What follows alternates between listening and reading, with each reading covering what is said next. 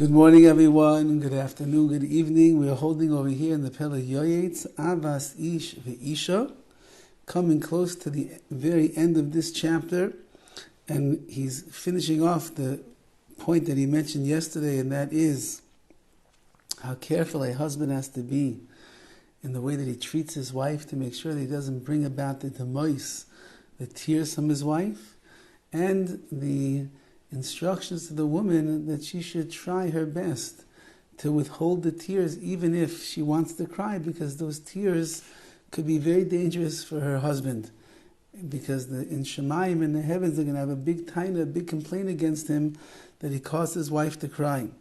And therefore says the PELE YOETZ the following, L'chein, therefore yechridu banim shaloi l'tzar nishasayim.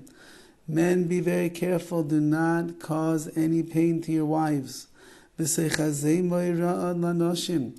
the women should also tremble. And women should not pour down tears, they should not shed tears over their husbands. And rather, all they should be involved with is asking mercy on behalf of their husbands. These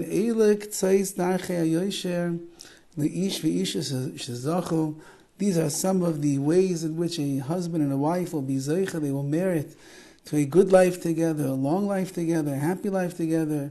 A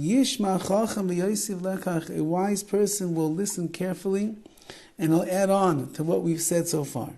There is a work called the Shevet Musar, that was written by someone by the name of Eliyahu HaKohen, Zichron Livracha, in Perek Aleph, in the first chapter, Ahavas Ish v'Isha Yu'an Sham. If you look over there, you'll see he speaks more in depth, spells it out clearer, how a husband and a wife should treat each other. And the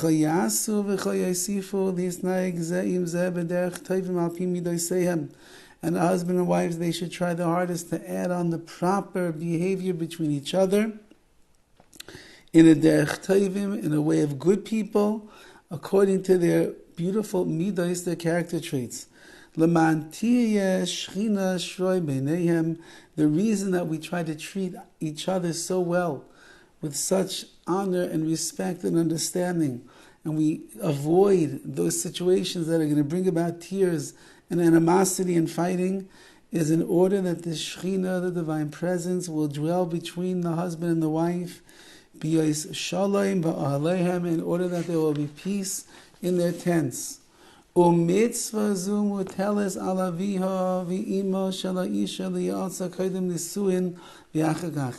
says the PELE YOETZ, let me explain to the parents of this wife, of this woman, what their obligation is. They are obligated before the marriage to advise their daughter properly. They should teach her the proper way to treat her husband. They have to exhort her very much to be careful in the honor she gives to her husband, and the honor she gives to her father-in-law and her mother-in-law, and the siblings of her husband, and so to the brother-in-laws and the sister-in-laws, of all the relatives. This is all to honor HaKadosh Baruch Hu, since that HaKadosh Baruch Hu commanded a woman to be very particular about the honor she gives to her husband. Anything that's considered to be an honor to the husband, she has an obligation to work hard on.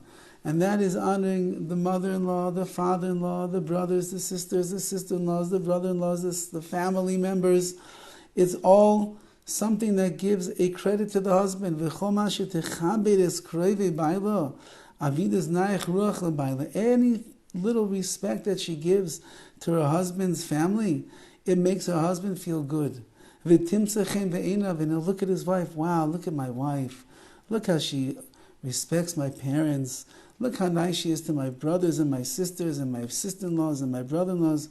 She's going to find great endearment in the eyes of the husband. And it will be considered a mitzvah for this woman because she's doing it all for the sake of bringing honor to her husband. It's already been said,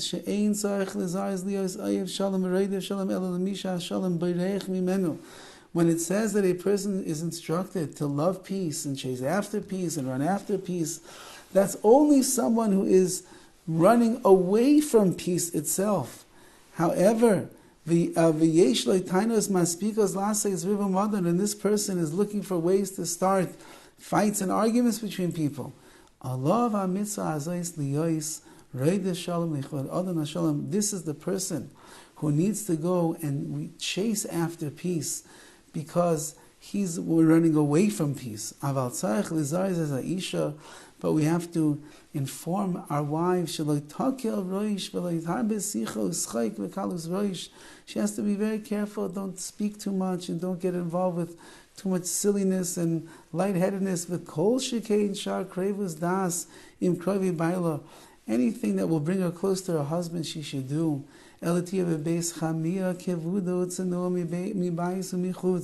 She should be a woman of great modesty, concealed to an extent by the house. Don't let her make any man sin. She's walking in the streets, prancing in the streets, dressed too provocatively, and the men are turning their heads. Not the way to go.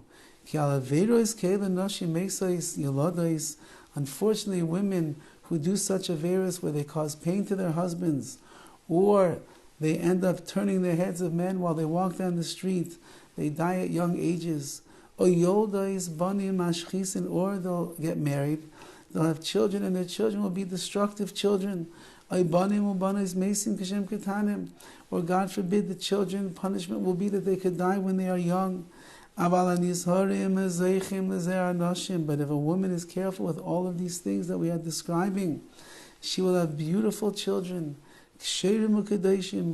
kosher, holy Jews, and they will live to be ripe old ages, happy and rejoicing in their lot and their life. And therefore, says the PELE YOETZ at the conclusion over here, how careful we have to be, the way that we behave, the way that we act, the way that we treat each other.